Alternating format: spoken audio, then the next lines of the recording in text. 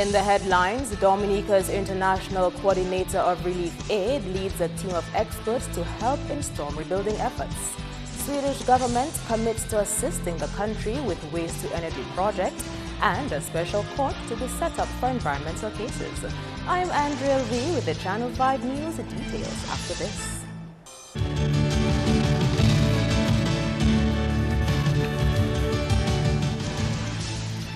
Thank you for staying with us. First up, a plan to seek aid for Dominica is expected to come out of a visit by Baroness Patricia Scotland, the country's International Coordinator of Relief Aid.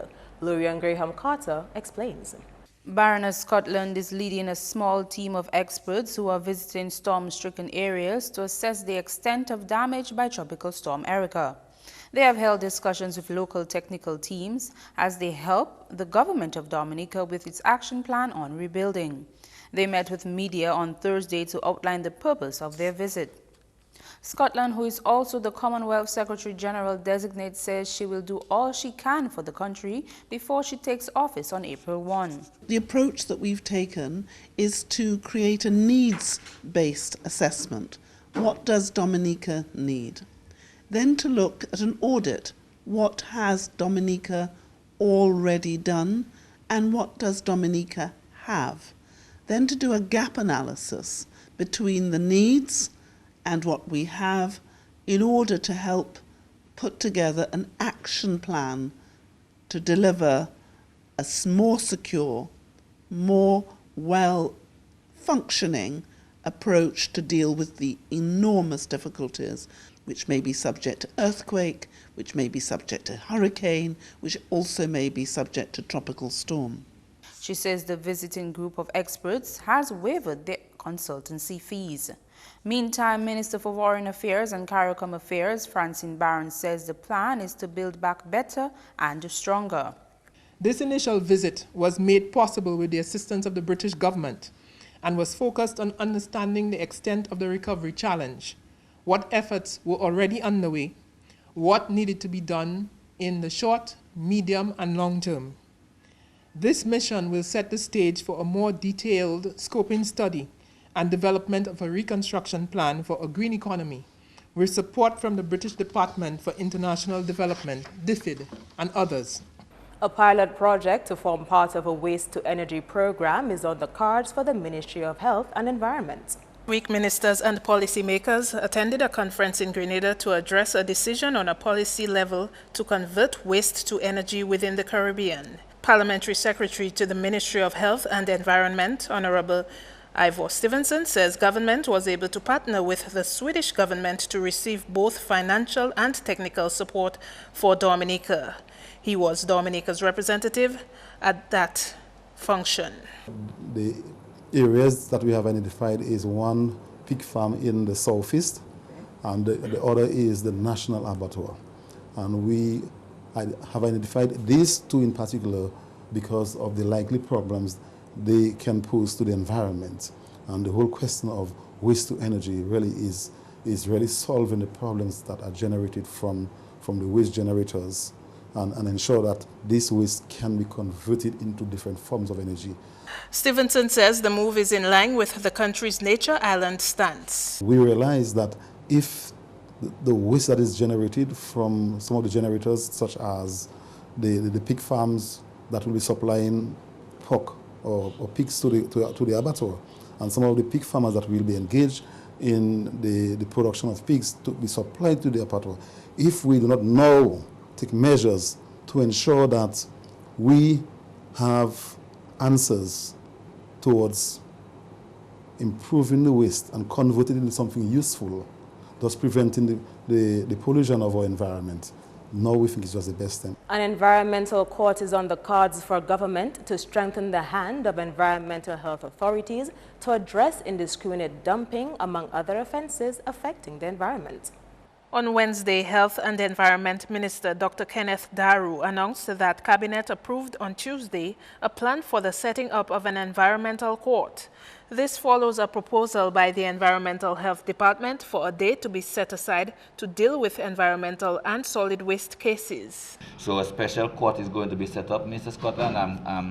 sharing this with the nation and yourself also. We and a special magistrate appointed to deal speedily, in a speedy manner, with these environmental issues. So I'm hoping that this will go a long way into ensuring and enforcing and assuring individual responsibility.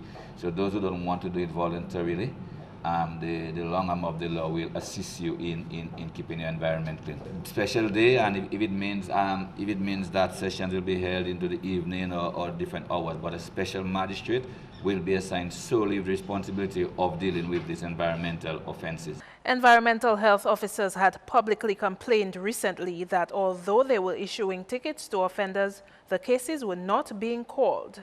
Dr. Darrow agrees the officers have been like toothless tigers for far too long. While the regulations and laws exist to strengthen them, the frustrations have been many and really long overdue. In terms of that, they would bring somebody before the court. You know how it goes. The legal system gets stuck in there. Minister for Health and Environment is challenging social groups to add their hands to fight against the Zika virus, which is threatening to enter Dominica shores. Thursday's Ministry of Health consultation was meant to engage stakeholders of the non-health sector in active discussion to finalize an outline for the way forward on a Zika prevention plan. We are calling on schools, service clubs, sports clubs, and all other social groups to identify areas in the community which you can tackle to reduce the possibility of mosquito breeding. In the meantime, we must protect ourselves from mosquito bites. Wear light-colored long-sleeve clothes, and long pants, especially women in reproductive age or pregnant women. And I now call on all Dominicans to engage in weekly inspection of houses and yards and to destroy all potential mosquito breeding sites. Through the Environmental Health Department, the National Termite and Pest Company and the Dominica Solid Waste Company, working closely with city and village councils and other partners, we are calling on all residents to participate in the cleanup campaigns that will be announced and to put out all articles that may serve as breeding sites for mosquitoes so that they may be collected according to the schedules. A donation of a vehicle and a fogger by the Pan American Health Organization will boost the Ministry of Health with its Zika fighting measures. The Nissan double cab pickup is valued at $138,000 EC dollars. These type of foggers range from $5,000 to $7,000 US dollars for a machine, according to an environmental health official. The presentation to the Ministry of Health took place on Wednesday. That was part of our post-Erica response. We had PAHO almost immediately after the storm. They came in and they had an assessment of our needs, and out of a very huge budget, they were able to provide us both funds and the vehicle and some fogging machines. So on behalf of the Ministry of Health, I really want to say thank you to PAHO. PAHO has given commitment to assist the country with putting measures in place against the Zika mosquito-borne disease. As a UN agency, we also work with other agencies such as the World Bank and DFID and some of the agencies that work in Dominica. Post-Erica, we realized that there was a need for a vehicle to assist the Ministry of Health in its vector control activities and also other disaster preparedness activities. Parliamentary Secretary in the Ministry of Health and Environment, Ivor Stevenson, is pushing for youth to be more involved in diabetes awareness. Stevenson and opposition parliamentarian Daniel Luge attended a 5-day World Diabetes Congress in Canada for parliamentarians recently to discuss policy decisions and understand the need for management of diabetes. Stevenson says he noticed that diabetes is a worldwide problem that includes people of all ages. He is advocating for young people to be advocates for better diabetic care. We at the conference was able to learn that there are a number of persons the world over where they have been seen increases in persons that have diabetes. So diabetes is not only about the elderly, it's also within various age groups, especially the younger age groups. And we realize that there is a need for the formation of groups of young persons who can go out there and put out the level of advocacy that is necessary for the management and care of diabetes. Stevenson says he'll also be lobbying for support of his cabinet colleagues in diabetes management. To ensure that we have that common agenda towards giving support at the policy decision level with respect to what programs we can put in place that will help in the overall management and care of the diabetes. Because we have seen so far, much is being done. We have a lot being done locally through the diabetic associations. We also have at the government level within the Ministry of Health, but then it does not stop just there. We have to see how best we can partner at all levels with the various agencies, especially for us as politicians, to see how best we can give even more support with respect to management care, the management and care of diabetes. We'll bring you more news after the break. Stay with us.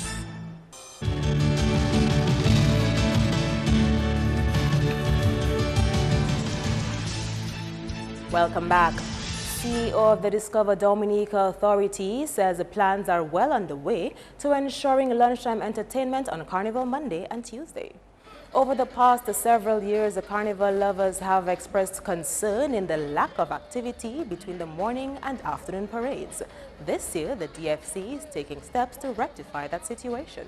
We're just about to secure one Lapo Cabui band, and we will also get the services of a DJ, and we are in the process of trying to get the steel bands to come on board. We have a number of calls out, and so again, I take the opportunity to ask them to get in touch with the DDA if certainly they are available between that time. Everything, as far as I know, is proceeding well towards the staging of events throughout this week, and in particular for the National Queen Pageant, which will be on Friday. A stage will be set up on Old Street to accommodate the activity. The Roseau City Council will implement a strategy to ensure that vending on the streets for Carnival Monday and Tuesday is controlled. The Roseau City Council is responsible for assigning areas to vendors to sell goods. Her Worship Irene John is discouraging vendors from trying to beat the allocation system set up by the City Council. We have a system by which we allocate bars to persons. They have to come into the office, fill out a form, pay a small fee, and then they'll be allocated a spot in the city. Now, the spots that will be available for operating will be marked out clearly by the council. So we do not expect you, for example, to have number 7 and for it to be operating on number 10. There's an operating fee of $200 per day to operate. So if you want to get your operation messed up and probably lose the $200 or $400 that you have paid, you have to take warning. John advised vendors to have their allocation numbers with them at all times. Switching of the numbers is out of the question completely. Do not switch the numbers that are allocated to you. And another thing is you must have your letter of allocation if you're at all times, just as you should be displaying your food handler's permit to make sure that you are licensed to vend food to the public on those days. So have those documents with you. The mayor has also reminded vendors that there is to be no vending on the carnival route. All doubt is out about what position the 2016 Calypso finalists will perform at. On Thursday at the Calypso House, the Calypsonians got to know which number they would be performing by popping a balloon containing a number. Ferdinand Frampton, representing Carnival headline sponsor Flow, announced the positions. The order for the Calypso finals this Saturday: Observer at position number 1, Sai at position number 2, Jane at position number 3, Shadow Flow at position number 4, Webb at position number 5, Caressa, Reigning Monarch at position number 6, Buple at position number 7, Checker at position number 8, and Dice at position number 9, Bob at position number 10. Tickets for Saturday's show at the Portisville Savannah cost $80 with a special seating at $120. In more Calypso news, the first timer in the Calypso finals now has another Calypso achievement to his name. Shadow Flow, with his popular first released Calypso for 2016, Teach One, Teach All, took home the Stardom Monarch of the 10th title on Wednesday night. He competed against over 20 other Calypsonians for a cash prize of $1,000 compliments baggage. They say those getting wrong and spoil the child, but we got to correct them in a civilized style. The things that we teach them stays with them quite a while, and we don't want them growing up volatile. I see some spend a lifetime trying to find a lifeline, trying to erase ugly memories from their mind. In second place was Lugas, third position Janae Jackson, and placing fourth was Observer. The Monarch of the 10th event marked the final staging of the Stardom 10th for 2016. The lone female in this year's Calypso finals has released her first music album. On Wednesday, the CD entitled Eclipse was launched to the public. It features 8 songs of varying genres, including Calypso, jazz, and reggae pop. HAPPINESS.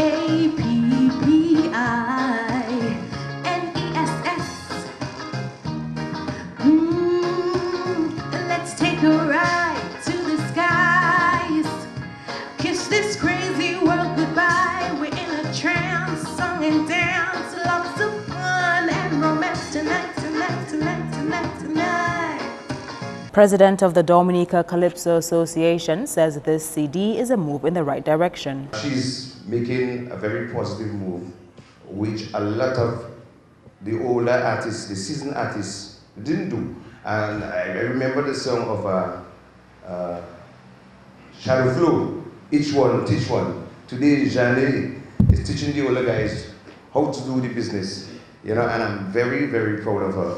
It's important to learn the business side of things too, because too often we have Calypsonians, they just come for the season. After the season, they go on to sleep and they wake up again next year. Now, your project here, you have it on the CD, and I know you're going to send it to the various radio stations, put it up on different sites for sales, and it's important to have music that can appeal to not only our people. And every day, you will learn. While on the job, you're going to learn. You're going to get to study different artists, watch different videos, and that's how you build yourself. You improve on your product. You know?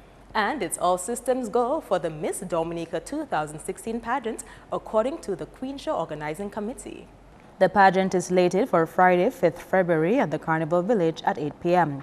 The public can get a chance to win tickets through a Facebook contest and see Judy Toussaint, Murnell Christmas, Nawana Shillingford, Brittany Farrow, Abigail Shillingford, and Tassia Flosak vie for the Miss Dominica crown. The tickets cost $75 for covered seating, $60 uncovered seating, and $50 standing. Tickets are available here at the DFC office on the ground floor of the Financial Center. However, you can get a chance to win a free ticket to the Miss Dominica pageant by participating in our contest on the Miss Dominica page. That's news. Kenny Williams comes up next with your sports highlights.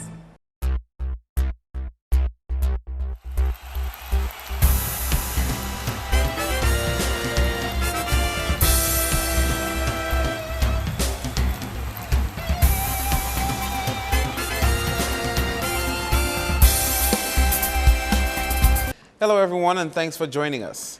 Bouncing off in some basketball action, the secondary schools under 20 basketball championship started Wednesday with 2 scheduled matches. At Marigot, defending champs Northeast Comprehensive and Isaiah Thomas Secondary went head-to-head where NECS won that match. ITSS went down to NECS 25-57. Scoring for the winning team, Houston Leslie 18, Cameron Challenger 12, and Taz Charlesley 8. Top scorers for ITSS were Ioani Loda with 8 and Shaylon Vidal 6. Meantime, on the West Coast, Grammar School played host to State College. However, that game ended prematurely due to rain. At the time, State College were leading 11-0. Rain also affected other secondary school games on the West Coast yesterday. In cricket, action continued in the United Insurance Secondary Schools Under-20 Cricket Championships Wednesday.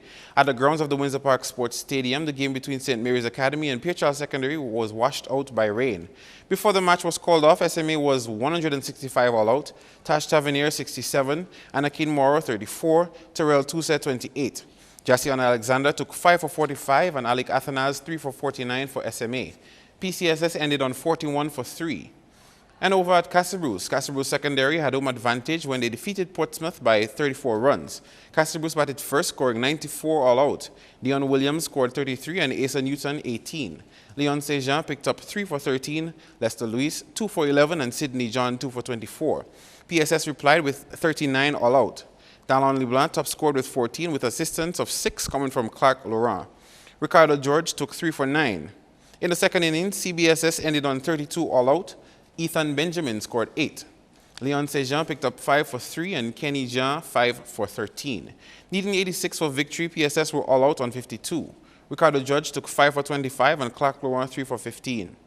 Moving on to the Under-19 ICC World Cup played Thursday, South Africa won by 8 wickets in their game against Ireland. Lachlan Tucker top scored with 77 for Ireland, his team ending on 185 for 7. South Africa replied with 187 for 2. Kyle Vereen led the way with 77. Still in the Under-19 World Cup, New Zealand defeated Scotland by 7 wickets. Scotland first at the crease ended on 181 for 9 with no batsman topping 32 runs. New Zealand in reply scored 185 for 3. Glenn Phillips scored an impressive 89. In football, Petro Caribe Point Michel and Exodus Young Boys registered win in Wednesday's version of the DFA Division 1 League. At the Poirier playing field, Petro Caribe defeated Fonkole Football Club 3-1 to top Group 1 with 19 points. Bert Casimir, Kieran Luis, and Judah Xavier scored for Point Michel. Emon Benoit scored for Fonkole. Meantime, at Benjamin's Park, Exodus Young Boys defeated Glenvina Renegades 3-1. Kevin Christmas found the back of the net twice for Exodus, with Kish Toussaint scoring 1. Kenroy Laurent got the lone goal for Renegades. On to primary school football now, where constant rainfall forced the games of Valley Central District's NBD Primary School Football Championships to be abandoned. However, Goodwill Primary secured 2 wins, while Berrien Academy got 1 in Wednesday's round-robin games. Finally, in sports, the secondary schools under 14 netball championships continued at the Dominica Grammar School hard court Wednesday. Castlebruce Secondary and Portsmouth Secondary played to game scores of 14-3 in favor of PSS when the rains came. The second match featured Dominica Grammar School and Goodwill Secondary in a game reduced to 2 20-minute halves due to damp courts. GSS won 5-4. Faith John Baptist, 3 from 9 tries. Zionel Henderson, 2 from 4 attempts for Goodwill. Scoring for DGS, Naomi Francis scored 3 from 3 tries and Desiree Clark 1 from 2. That's all the time for sports. I am Kenny Williams. Join us again next time.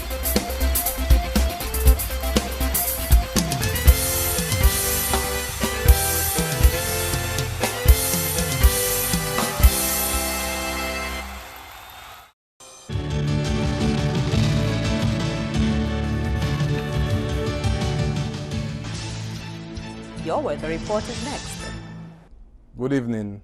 Welcome to tonight's weather broadcast. An area of low pressure continued to meander to the northeast of the Les Antilles and also maintained some cloudiness across that area. Here in Dominica, partly cloudy skies were reported today with radar imagery indicating some scattered showers which remain to the east of the island chain. For tonight, the weather is expected to be fair to partly cloudy with a few scattered showers with light winds from the east near 20 kilometers per hour. For tomorrow, increasingly cloudy skies can be expected with some scattered showers with winds now from the southeast near 35 kilometers per hour. Sea conditions are expected to be moderate in open water with waves peaking near 7 feet. For the next 3 days, unstable conditions will generate some cloudiness and scattered showers Friday into Saturday, with a relative improvement expected by Sunday. For the remainder of the Caribbean tomorrow, cloudiness and scattered showers across the northern portion of the chain and partly cloudy to cloudy skies with some scattered showers across the southern portion of the chain. On the international cities forecast, snow expected in New York, overcast skies in London, and generally fair weather conditions in Miami, Caracas, and Beijing. The sun will rise tomorrow at 6:44 a.m. and set at 6:05 p.m. For additional information, feel free to contact us at weather.gov.dm or call the weather hotline at 447-5555. Thank you for joining us and have a good night. To end the news, the headlines again. Dominica's International Coordinator of Relief Aid leads a team of experts to help in storm rebuilding efforts. Swedish government commits to assisting the country with waste-to-energy projects, and a special court to be set up for environmental cases. Email us at news@marpin2k4.com and check out our past newscasts on our YouTube page. On behalf of the entire production team, I am Andrea Lee. Thank you for watching. Join us tomorrow. Good to go?